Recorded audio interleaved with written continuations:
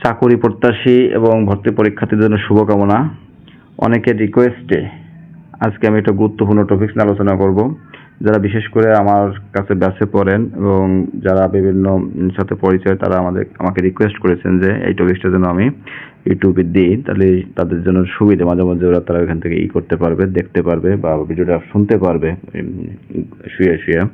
এজন্য তাদের জন্য উপকার দিলাম, এবং যারা আমার ব্যাচের বাইরে তারাও এটা দেখে উপকৃত হবেন। এই টপিকসটা খুবই ইম্পর্টেন্ট আমার নিজের চাকরিতে লাইফ থেকে বা পড়াশোনার লাইফ থেকে আমি বলতে পারি, এবং প্রত্যেকটা পরীক্ষা এখান থেকে আসে।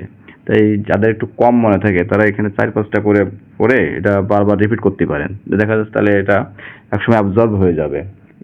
ঠিক আছে, এই করে করে দেখো যে মুখস্থ 4টা তোমাদের টার্গেট হচ্ছে 4টাকে মুখস্থ করে ফেলা। একটা পাবাই যে কোনো পরীক্ষা, এবং নিজের কাছে কনফিডেন্স বেড়ে যাবে।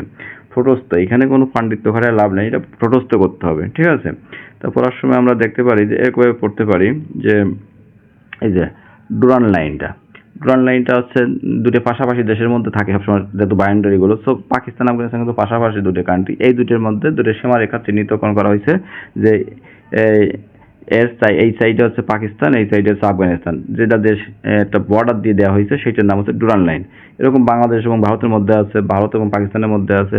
তো বাংলাদেশ এবং ভারতের মধ্যে যেটা আছে সেটা হচ্ছে এখন র্যাডক্লিফ লাইন, যেটা আগে ছিল হচ্ছে পাকিস্তান এবং ভারতের মধ্যে।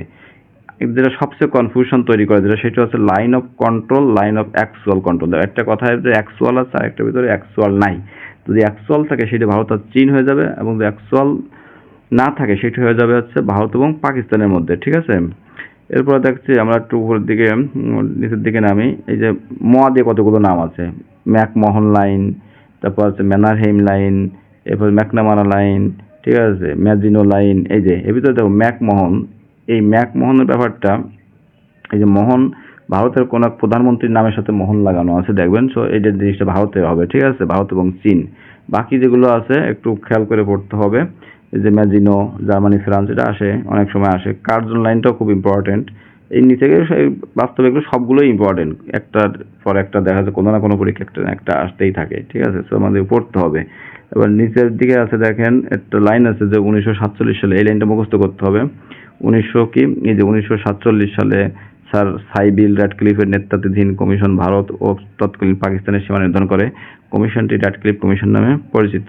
তাহলে বন্ধুরা, আমি একটা কথা বলবো আপনাদের যে এই যে যেটা আছে এটা ঠোঁটস্থ করতেই হবে, এর কোনো নাই, মাপ নাই আর কি। So be careful. Thank you.